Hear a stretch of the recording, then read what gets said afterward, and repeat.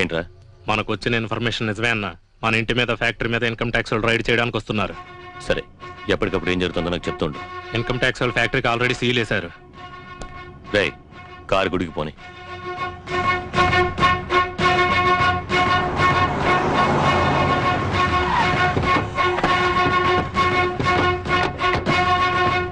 రండి రండి.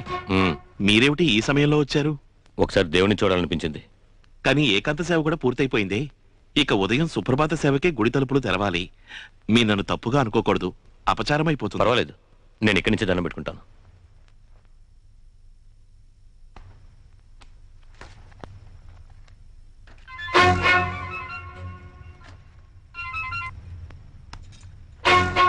చెప్పు. ఆ ఇన్కమ్ ట్యాక్స్ వాళ్ళు మన బ్యాంక్ అకౌంట్ కూడా లాక్ చేశారు. సరే వదిలే, డబ్బు అయినా మిగిలింది. అన్న, అందులోనూ ఓ ప్రాబ్లం ఉంది. ఏంటో అది?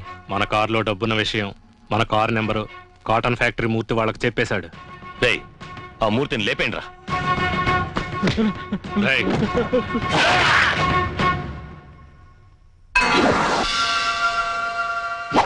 కారులో ఉన్న మొత్తం డబ్బు తీసుకురండి రా. అలాగే అన్నయ్య.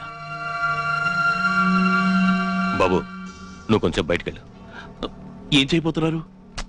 వెళ్ళమంటానుగా, వెళ్ళవయ్యా. నన్ను బయటికి పంపించి మీరు ఇక్కడేం చేస్తారు? హుండీని పగలగొడతాను. హుండీని పగలగొడతారా? ఇప్పుడెందుకు హుండీని పగలగొట్టడం? హుండీని పగలగొట్టి నా డబ్బు పెట్టబోతున్నాను. నాకు ఇన్కమ్ ట్యాక్స్ రేట్ జరుగుతోంది. డబ్బు దాచడానికి ఇదే సేఫెస్ట్ ప్లేస్. పుణ్యమూర్తి గారు, మీరు తప్పు చేస్తున్నారు. నన్ను క్షమించండి, మీరు బయటికి వెళ్ళిపోండి. నిన్ను వెళ్ళమంటే నన్నే వెళ్ళమంటావా? కోవెలను కోర్టుని నమ్మే జనం వస్తున్నారు. కోర్టు మారిపోయింది, కోవెల్ని కూడా మార్చకండి. ఏంటయ్యా పెద్ద ప్రసంగం చేస్తున్నావు? నేనైనా హత్య చేస్తున్నానా లేదా దోపిడీ చేస్తున్నానా? నా డబ్బును ఒకరోజు లోపల నుంచి పక్క రోజు తీసుకెళ్లిపోతాను. ఇదైతే పెద్ద తప్పంటావేంటి? మీరు ఇవాళ పెట్టి రేపు తిరిగి తీసుకెళ్తారు. కానీ ఈ కోవెల పవిత్రత ఒకసారి పోయిందంటే తిరిగి రాదు.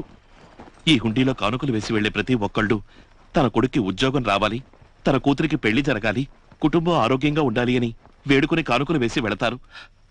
ఆ భక్తుల నమ్మకం పాడైపోకూడదు. వద్దండి, ఈ హుండీలో దేవుడికి చేరాల్సిన డబ్బు మాత్రమే ఉండాలి.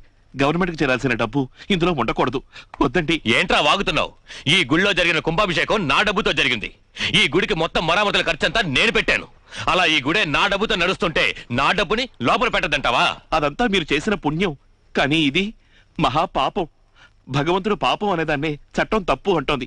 ఈ తప్పు మీరు చేశారంటే భగవంతుడు శిక్షించకుండా వదలడు. పాపం చేసిన వాళ్ళు కాశీకి వెళ్లి పుణ్యం వెతుక్కుంటున్న విధంగా నేను చేసే తప్పులన్నిటికీ ఆ భగవంతుడికి చేతి నిండా ఖర్చు పెట్టి ఆయన మనసుని ప్రతిరోజు సంతోష పెడుతున్న వాడిని మరి ఆ భగవంతుడు నన్నెందుకు శిక్షిస్తాం? అహంకారం, నీచకర్మం, మోహం ఈ మూడు మనుషులు నాశనం చేస్తాయి.